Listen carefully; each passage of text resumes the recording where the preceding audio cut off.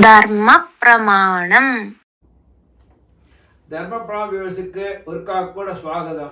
വാദ്യ ഇപ്പോഴത്തെ ട്രെൻഡ് ചിലവാ കോവിലുക്ക് പോയിട്ട് ചില വിഗ്രഹങ്ങളെല്ലാം ഫോട്ടോ എടുത്ത് പബ്ലിഷ് பண்ணிட்டு இது சரியான முறைதானா? சாஸ்திரம் இது என்ன சொல்லி? சார், கோவில் விக்கிரகத்தை பொறுத்த வரைக்கும்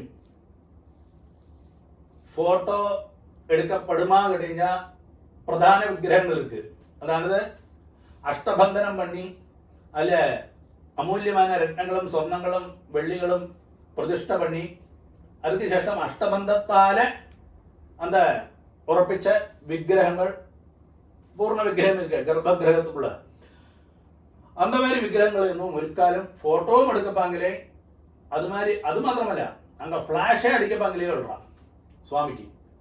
ആനാ ഇപ്പോ ഒരു എന്നൊരു എഴുന്നള്ളത്ത് വിഗ്രഹം ചെല്ലുക, അതായത് വെളിയിൽ ഊർവലം പറഞ്ഞ വിഗ്രഹങ്ങൾ, അത് ഫോട്ടോ എടുക്കുന്നതിലൊന്നും വിരോധവുമില്ലേ. കാരണം ഫോട്ടോ എന്നുള്ളത് இந்த കാലത്തിൽ വന്ന ആചാരം അമ്പർത്താൻ ഒരു 20 വർഷമാണ്. അപ്പൊ ഇതൊക്കെ മുന്നാടി നിന്ന് ഫോട്ടോ എന്നുള്ളത് സംഗതിയേ ഇല്ലേ.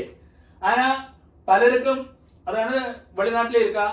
അപ്പൊ നമ്മ ഊരിൽ ഒരു ഉത്സവം നടക്കുന്നത്, അങ്ങേന്ത ഉത്സവമൂർത്തികള് இப்போ ஊர்வலம் வரார், அவர் ரதத்திலேயோ இல்லை பல்லக்கிலேயோ அந்த மாதிரி ஊர்வலம் வரார். அந்த சமயத்தில் அந்த போட்டோல பகவானை பார்க்குற சமயத்தில் நிறைய பேருக்கு அந்த ஊர்லயே இருந்த மாதிரி ஒரு பிரீதி உண்டாகுது. അപ്പൊ அதுக்கு തപ്പില്ലേ. കാരണം എന്ന് കഴിഞ്ഞാൽ അവര് വെളിയിൽ വെറുതെ എല്ലാരും പാത്രത്തൊക്കെയാണ് മെയിനാ. ഇപ്പൊ ഊർവലം ഉത്സവമൂർത്തി വെറുതെ വന്ന് മെയിനാ എല്ലാരും ഭക്തകളെല്ലാം കോവിലുക്ക് പോവാളാം அந்த ഗ്രാമദേശത്തിലും എല്ലാരും. ஆனா காலுக்கு சுகமில்லாதவா இல்லை ரொம்ப பெட் ரெஸ்டா இருக்கப்பட்டவா அந்த மாதிரி ஆൾക്കാരെ പാത്രத்துக்கு വേണ്ടി ഇവർ വരാറാണ് ഊർവലം. അപ്പൊ അതാക്കും ഉത്സവമൂർത്തികളുടെ ഒരു ചൈതന്യം നടത്താം. അതാക്കും ഉത്സവമൂർത്തിയുടെ ഒരു ഉത്സവத்துக்கு அந்த ഗ്രാമവീതിയിൽ വരുന്നതോട് ഒരു പ്രൊസീജർ നടത്താം.